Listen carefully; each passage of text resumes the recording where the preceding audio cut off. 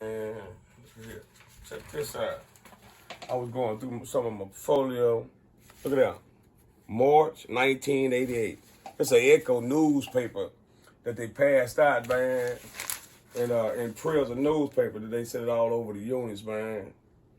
I was going through some of the activities that was going on in daily prison life. But I'm gonna hit you some real stuff that happened to me when I had first got there. I was it was one morning, and I was going to breakfast. They serve breakfast like 1:30, 2 o'clock in the morning. They want to hear you get that slop up in you. That way they can get you back in your cell so they can do a count for they change shifts. You know what I'm saying? And I was green, just rolled up in there, man, and I was walking, and officer said something to me about inmate. You got to stay on this side of the line, this side of the line. You know what I'm saying? So, man, I went off, and, who you think you talking to? You know what I'm saying? He straight up told me, oh, you going to learn before you leave. You going to learn before you leave. Just like that there. You going to see who running stuff around here.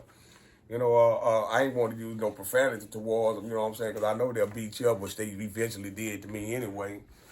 But I was going to breakfast that morning, and the lieutenant stopped me up there at the desk and I don't like the way you be talking to my officers, this, that, and another.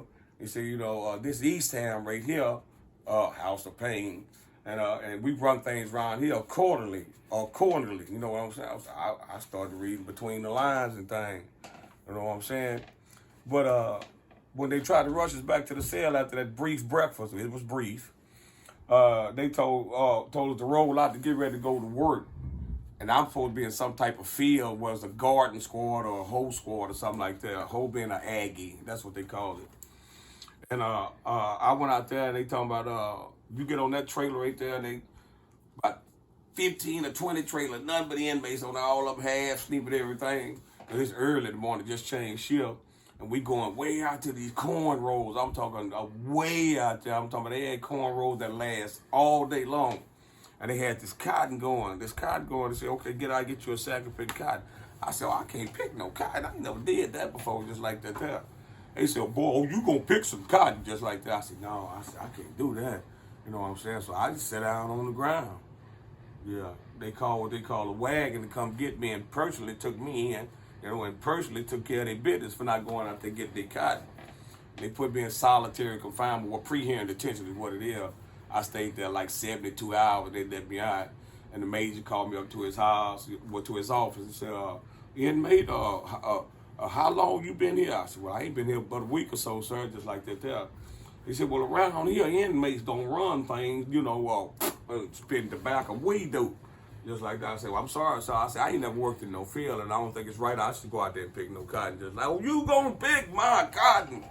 I said, no, sir, I don't think I'm going to pick your cotton. So what you can do is just lock me up. I'd rather be locked up anyway than be out here in these halls just like that there. Oh, no, you going to pick my cotton. You going to stay out there. Lock him up. So they gave me solitary 15 days. While in solitary, I got laced up, big time laced up for somebody telling you what to do around there. I was met a dude in the next cell, because you're in the cell by yourself, but you can talk, around the corner, be up night talking, reminiscing, telling stories and stuff like that. I said, yeah, what you in there for? Man, I ain't going to work out. So I ain't finna pick no cotton. He said, man, it's the easy way to beat that. Now, mind you, back in the 80s now, they was allowed you to buy cigarette tobacco, from the commissary, so you allowed to get matches and lighters and stuff like that there. So dude next door told me, man, get you a pack of matches and tell them you want to go to work. And I said, what I do then? He said, look here. Where they got that big old bell, that big wagon where everybody empty their cotton into, when you get off the trailer, go in your pocket and just start walking toward that big old cotton bin, acting like you gonna strike the man. You ain't got to strike it, just act like you gonna strike the man. And then they gonna get you up out the fields just like that. They think you gonna come out here and burn up all the cotton because you told them you ain't want to work out here. It worked. Out the fields, into the kitchen. Mistake. Start learning the ropes then. I was already a master cook then, you know what I'm saying? But just on up tip, I think the best advice I got was try to get some type of education. I was looking at a long haul anyway. And that I was worried about my case. Harris County had took care of me for that high-speed chase, you know what I'm saying? So I got off from that law library. Started understanding me, man. Started understanding what happened to me. Because in that place, a bunch of people don't know what happened to them. But when they got there, they were gone. Yes, sir. Call them slow motion. Hit them with them trizodones and them mamazodones and that thorazine and that Haldol. You know what I'm saying? And I'm talking about they be walking extremely slow. You know what I'm saying? They don't know what hit them. So a bunch of them lost, gone crazy up in there. Best thing you can do, get somewhere positive. That schoolhouse. Yes. Check this out. Wyndham School, they got it. You can start from elementary, first grade. They'll teach you how to say your ABC, but you got to want to do this here. You know what I'm saying? Ain't you want to have to do it. You got to want to do it to make a change for yourself. Because guess what? Them walls ain't fit for humans. Oh, forgot to tell you, humans ain't there. You consider it as a caged animal. Once you get that number, you consider it as a caged animal. And my number ain't have but 4 numbers. It start with a 4-6. I ain't gonna give you the other 4. But yeah. Ooh, that was the world back then, man. Lost call. If you ain't get no mail from the free world, if you ain't get nobody come visiting you, what you think an individual gonna do up there?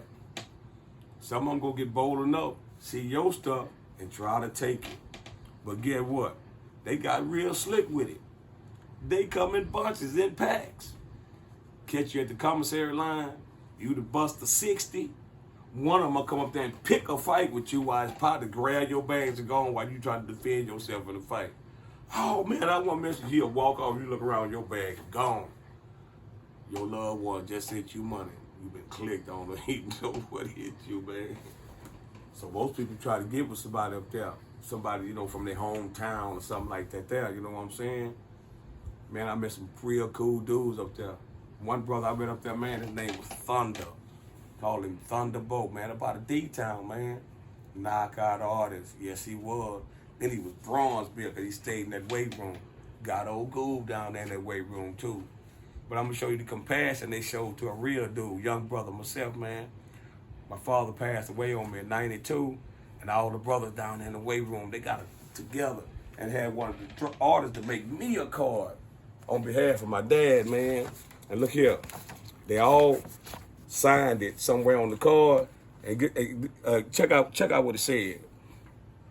God is the arm that protects, the help that assures, the wisdom that guides, the love that endures. May God, who knows your every need and hears your every prayer, watch over you and bless you with his gentle love and care. Then you got partners on that. Look at that, man. Richard, you know what I'm saying? Different names right there, man. T-Baby, Dead Eye. These real dudes down there. You did? JJ. I just seen JJ the other night at a party, believe it or not. Mm-hmm. Check this out. Different friends, man. Look at that. This is my boy Big Ed, man. I heard Big Ed just died, man. That's one of the lifers that took me up on this wing. As we go through life, changes, God is there for us. Baby boy, it's time. It's time you call on God to help you through your hour of need. Big Ed. Y'all, baby, they embrace me, man. Love for real brothers that's doing life. Some of them would never get that. Yeah, I like that, man. Sometimes I sit back and think of the memories. And that's what gives me that's what compels me to do my creative writing for some of the incidents happen up in there. You know what I'm saying? I can get real extravagant with it, but you know, some stuff up in there, you want your mind to lose it. You know what I'm saying? Because it wasn't no pretty sight in them dungeons, man. Just think about it. Inside the prison wall, 30 years. No, I ain't say 30 days, nah. This ain't no jaywalking violation. We talking 30 calendar years. I was up in there, man. I seen it, man. I see them come through, and I see them went out, man. I said, dude, man. That's what I called myself. They called me baby boy. 23 when I went in. Sad cases up in there, man. Sad cases up in there. Now, you know, I don't know how the world look at TDC, but in there, that's a world inside a world. You know what I'm saying? The same thing or things that go on out here, yeah, they happening up in there, man. They sure will. But get what? Free world money, drugs. They had it going on up in there, just, quiet as kept, you know what I'm saying? And I sit back and I watch these activities, watch these things change hands. I can settle down, man. So I guess I can do something positive. You know what I'm saying? Credibility carried me a long way. I was watched and watched and watched. I ain't have no problem with the enemy. It was them guards that wanted to be the judge and the jury. All you had to do was do your job and watch over us.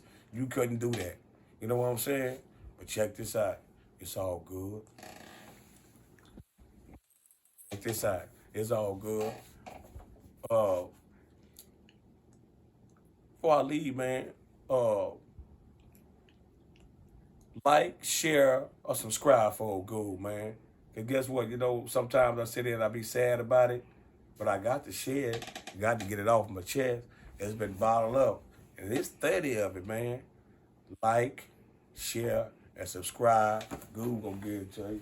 Like.